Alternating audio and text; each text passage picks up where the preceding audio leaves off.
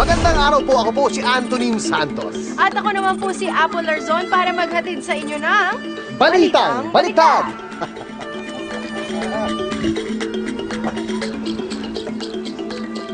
Isang presidential candidate ang ginalang kahapon ng isang estudyante matapos itong dumalo sa isang forum sa UB.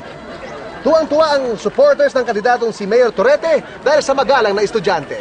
Natutuwa ang mga motorista sa may bandang Katipunan Avenue dahil sa mga batang hamog na nagbabanta na ayusin ang salamin ng kotse kapag nagbigay ng limos. Nakunan po sa kamera ang isang batang babae na may hawak na bato at nakaakmang aayusin ang salamin pagka nag-abot ng limos. Napakabay talaga ng mga hayop na yan. Oo nga. At dumako naman tayo ngayon kay Andy na live ngayon at nandito din sa resort sa Batangas para magbalita kung ano ang in ngayong summer. Andy? Maraming salamat, Apple. At ngayon kasama natin si Diana na hindi isang body fitness instructor. How are you, Diana? Hi, linawin ko lang, isa po akong body fitness instructor. Yun nga ang sinabi ko. Hindi, sabi mo kasi hindi eh.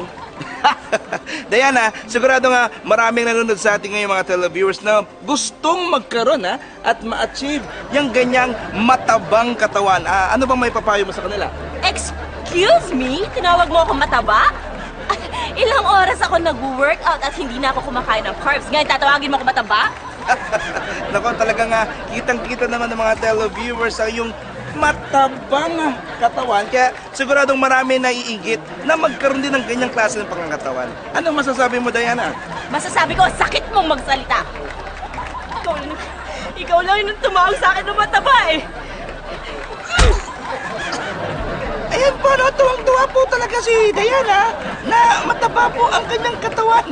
Kaya, Apple, Antonyms, back to you! Maraming salamat, Andy! Sa aming pagbabalik, ipapakita naman namin sa inyo ang mga pangit na destinations ngayong summer. Sa pagbabalik yan ng Balitang Baliktad!